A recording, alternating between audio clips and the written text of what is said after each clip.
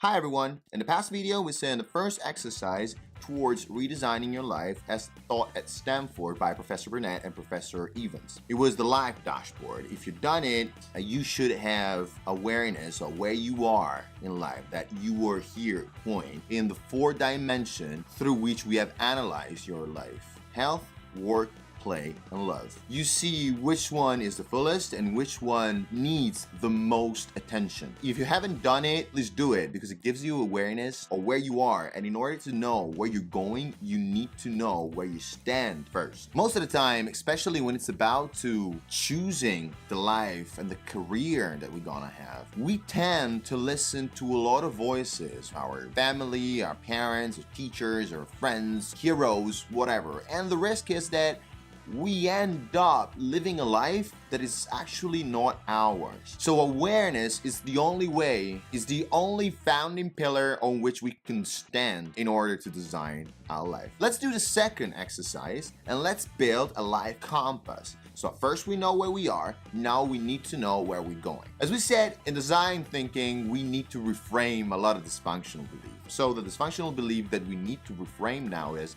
I should already know where I'm going. The reframe is, you won't always know where you're going, but you can always check if it's the right direction. All you need to have is a compass. So in order to build your design compass, you need to assess 2 other dimensions: your work view and your life view. The work view is, for the majority of us, a new dimension, as Professor Evans and Burnett tell us. Work view is not about what you want from work or what the kind of work that you think you want, but is what is work for you and why you do it. It's also related to a bigger purpose, to a bigger reason why you do what you do. You can't be the guy who's just laying down bricks on the ground, or you can be the guy who's building a hospital to help people. This difference in perspective makes a tremendous difference on the quality of life. Now, it's not mandatory for you to be connected to the bigger purpose, but statistics show us that those who are able to link the work that they do to a social cause that matters to them, they're usually the more satisfied ones. Again, this is not philosophical, it needs to be very pragmatical, biased to action. So sit down and write around 250 words to describe your worldview.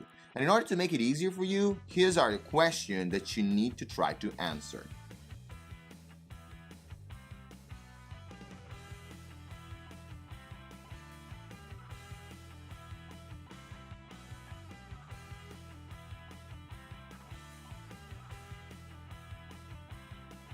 Done it? So once you've done it, we need to assess the second dimension, life view, which is simply what really matters to you in life. What makes life worth living? 250 words on your life view. Here are some questions to help you.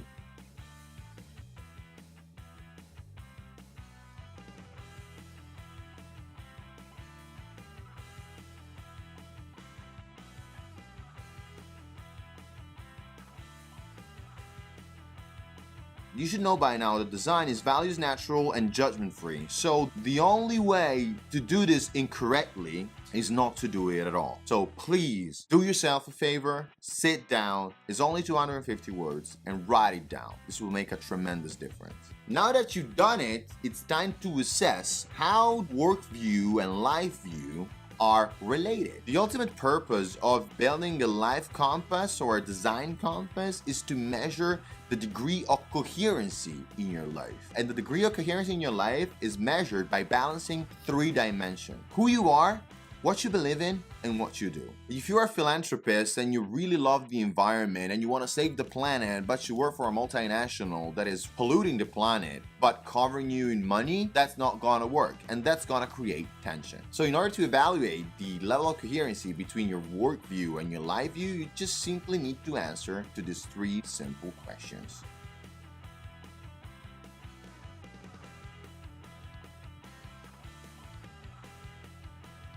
Now pay attention here. It's at this point that typically students at Stanford experience their first aha moment, the first breakthrough that usually lead them to redefine the work view or life view.